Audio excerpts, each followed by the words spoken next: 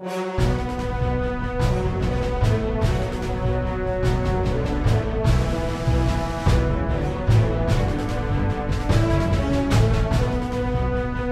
tea bag.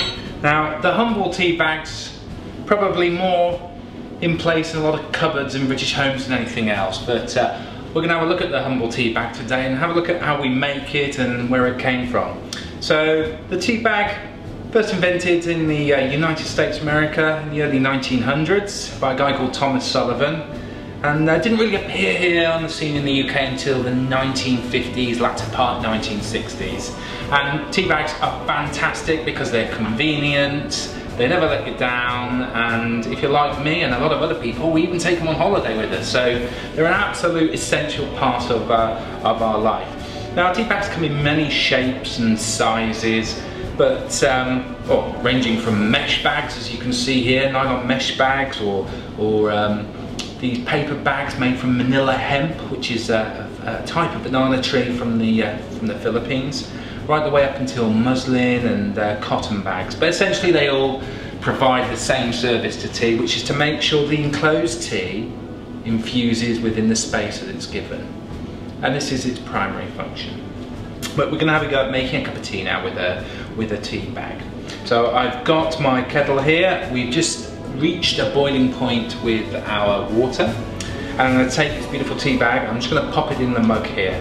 Now, interestingly, the type of tea used in a tea bag is what we know as CTC tea. So it's almost like a fine powder or a found dust. Now, I'm sure you've all heard the old wives' tale, which is sweepings off the floor. That's absolutely not the case. This tea has been professionally gathered, and it's been what we call cut, torn and curl. So it goes through a series of food rollers to make it into a fine powder. And what that does is it makes it fine enough to yield its colour and flavour very, very quickly in the cup. So what I'm going to do now, of course, is I'm going to put my hot water in the cup with the tea bags. And of course, because of the way the tea is being processed, you get an immediate colour. I'm going to leave that now for just over 3 minutes. We always say 3 minutes at Twinings because we like a minute for the colour, a minute for the flavour, and a minute for the nutrient from the leaves.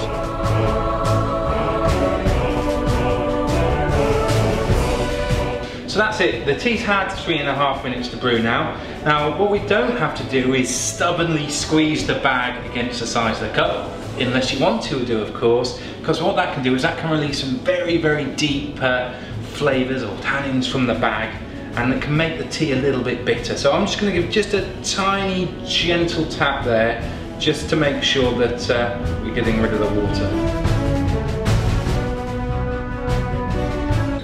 A bit of a stir, and there we go. Perfect cup of tea from a tea bag.